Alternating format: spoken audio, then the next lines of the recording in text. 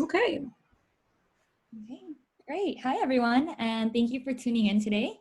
Welcome to ASAC Social Skills Training for Parents. So as Dr. Cardona mentioned, this is a 6-week series where you're going to be learning how to support the social emotional needs of your child. And again, for those who are not familiar with Zoom, on the top right, you can choose your viewing layout. So later on, if you feel comfortable, you can turn on your camera and switch to gallery view when we open up for discussions, just so you can see everyone else on the call. But as Dr. Cardona mentioned, during the presentation, we're going to be muting you to avoid background noises. And then also, as Dr. Cardona mentioned, you're going to have a chat box on the bottom of the screen. So feel free to use this throughout the presentation to ask any questions you may have, but we will answer the questions at the end of the presentation when we open up for discussion. So with that, we'll just get started over here. So before we get started, we just wanted to take a moment and briefly introduce ourselves. So Dr. Cardona, if you want to introduce yourself first, please go ahead. Yes, my name is Dr. Sandra Cardona. Sorry, I'm having a hard time. Show my video. Okay. And I'm a bilingual licensed psychologist at ASAC. And mostly I do assessments and interventions with smaller children, but I see all ages. And pretty much right now we're working mostly remotely, and we're also doing some evaluations at ASAC, but this new project allows us to kind of connect with the community a little bit more, and we're really excited to start this series. So thank you and welcome. And my name is Delia Romero. I'm a volunteer with KIT Club, the social skills group for children and parents here at ASAC. I'm also involved in autism research using fMRI, and I'll be an incoming graduate student at University of Miami this fall. So this is just an overview of how the series will look like. As I mentioned in the beginning, we will have this social skills training every week for 6 weeks. We're going to be talking about how to reinforce appropriate social behaviors in your child and provide you with helpful resources.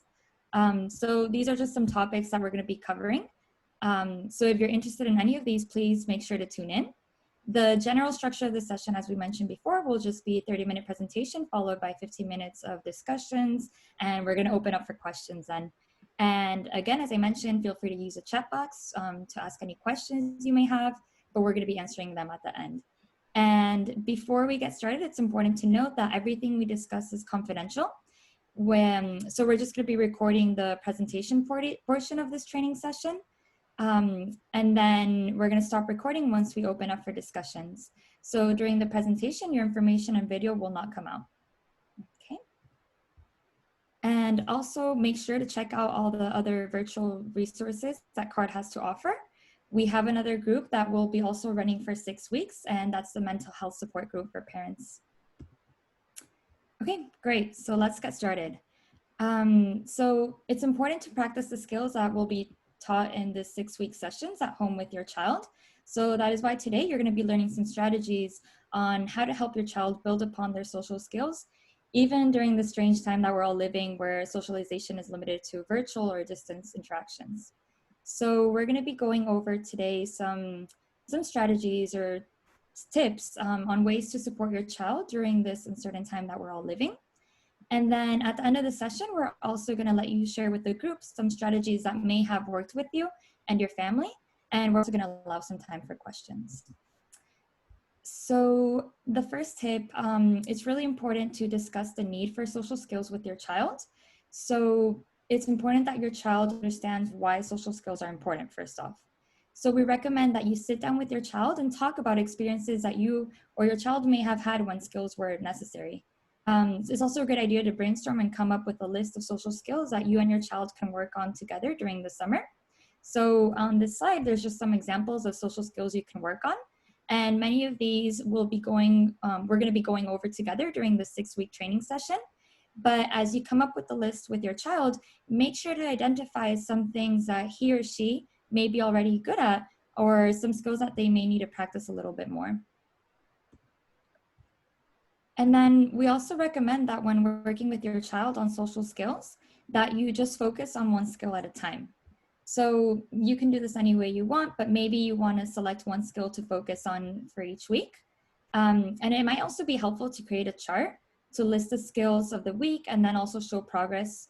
So then on this slide, we give an example. So you can use a simple system such as like a happy face, a neutral face, a sad face, just to track the progress towards that skill. And going back to what we mentioned before, when you select the skill of the week, it's important that you explain why this skill is necessary or important. So it's important that your children understand why, you know, this skill is important. So for example, if you're working on the social skill of, let's say, praising, which is, you know, just looking for positive attributes in others, make sure that your child understands that praising is important because it smoothes their interaction with other people as they build connections. So make sure also that they understand the difference between self-praising and bragging, which can be easy to confuse. So as a parent, you can avoid encouraging bragging behavior and instead teach your child to focus on comparing current behavior and past behavior. So let's say, for example, your child drew a picture of, you know, a picture, and then an example of a self-praising would be like, oh, look at the picture I drew. I know how to draw dogs much better now. On the other hand, bragging usually makes a comparison between people. So with that same example, it can go kind of like, I'm the best artist, I'm much better at drawing dogs than Bethany. So basically, it's important that your child realizes that praising is important because when a child has a positive view of themselves, they're more likely to see good in others and then also better able notice their accomplishments. So just make sure that when you're teaching these social skills at home with your child, that you explain why the specific social skill you're teaching that week is important. And we also recommend that your child identify what the appropriate social behavior looks and sounds like. So like the example we provided here on this slide, it might be helpful to make a list of the looks like and sounds like of behaviors. So these lists can be used for any behavior. So in the example of the picture there, this classroom made one for hallway behaviors, but then you can also use this to help cultivate pro-social behaviors. So for example, going back to the social skill of praising, you can say that praising looks like a thumbs up, clapping, smiling, or that praising sounds like, terrific, I know you can do it, you're so smart, way to go. So again, just make sure your child understands the importance of the social behavior, but also what the social behavior looks like and sounds like.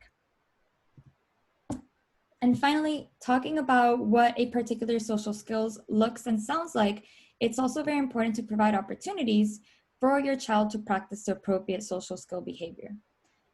So 3 examples that we're going to be talking about on how to practice these skills at home include using modeling, movie nights to practice social skills, and fostering connections. So we're going to be going over those 3.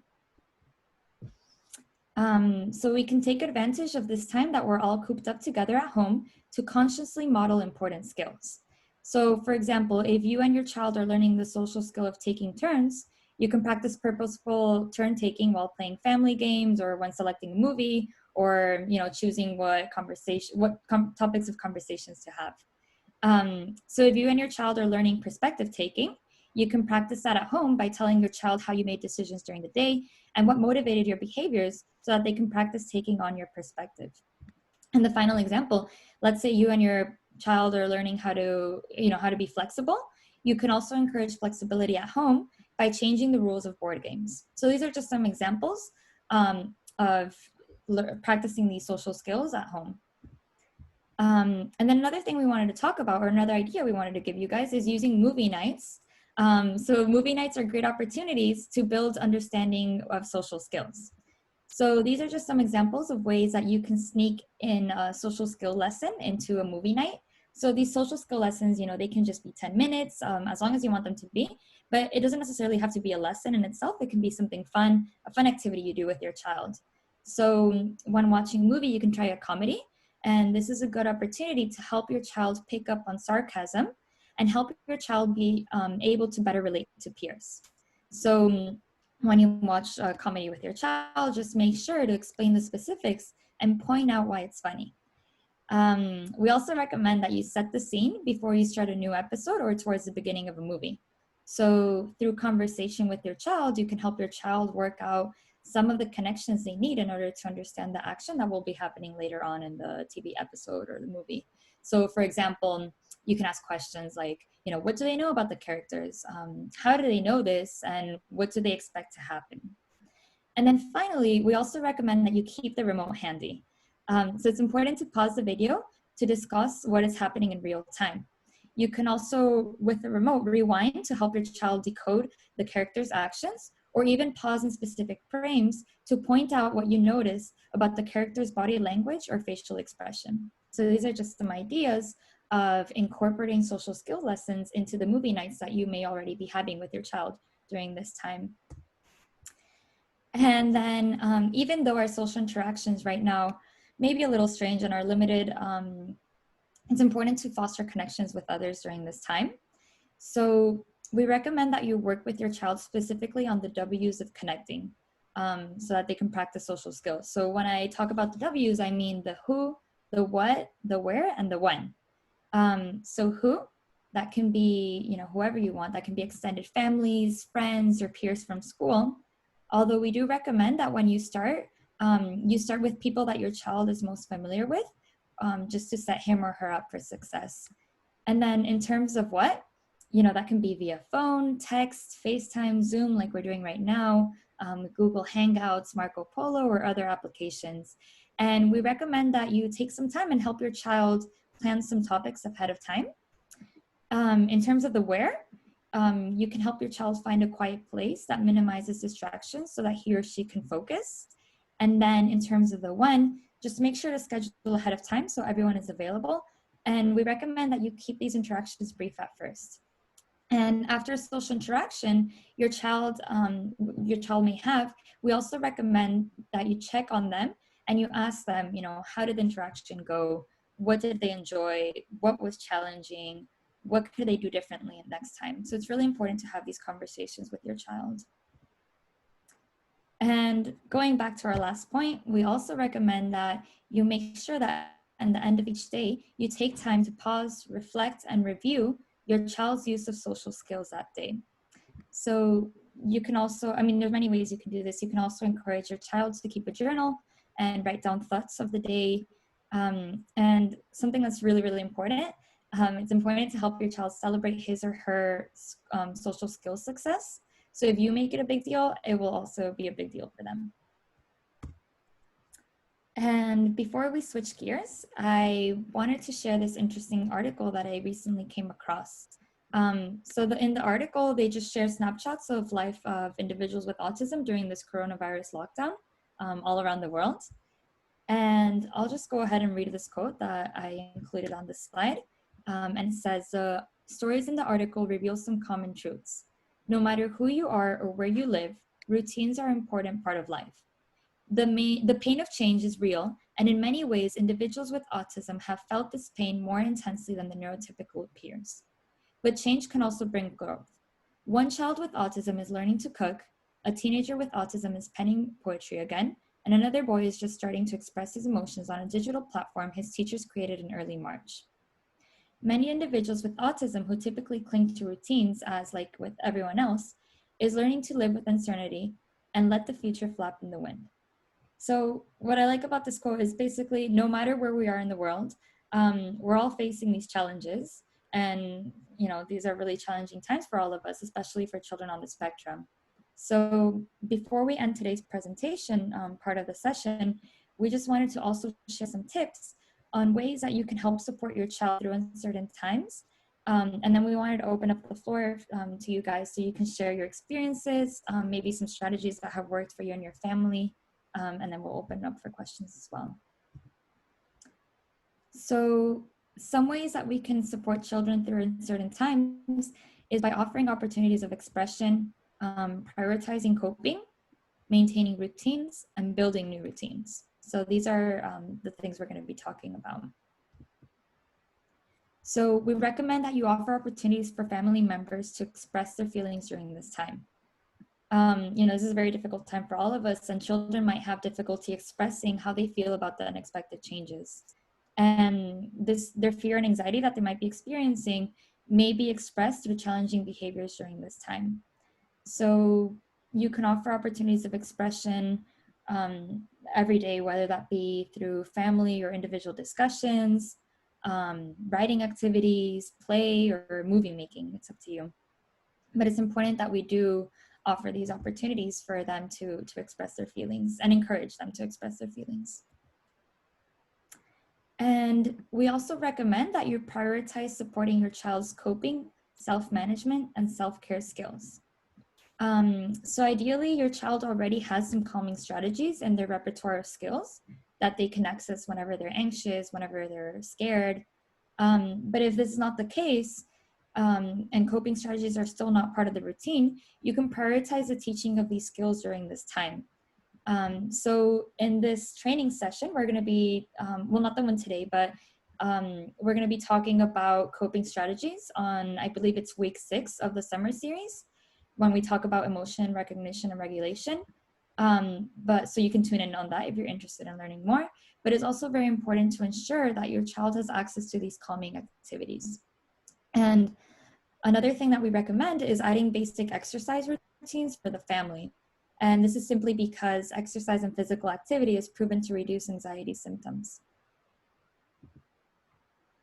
We also recommend that you try to maintain routines during this time.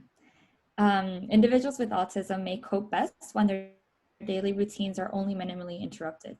So routines can provide increased comfort for your child and may allow him or her to better express their feelings. So, things we can maintain routines, we recommend that you keep sleep and wake routines consistent, and also take part in structured household chores and routines is a recommended strategy to cope during this difficult time. So you can expand the use of a visual schedule and maybe start using one more regularly throughout the day, because this might help facilitate participation in activities at home and, reduce anxiety.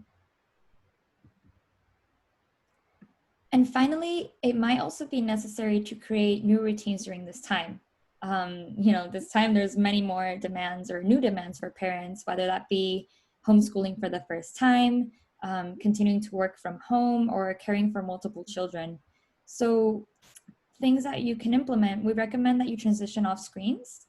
Again, during this time, children might have more access to screens more often and for longer periods during the day. So transitioning away from the device might be difficult. So what you can do is establish a consistent routine for this transition to better prepare your child and support them during this transition.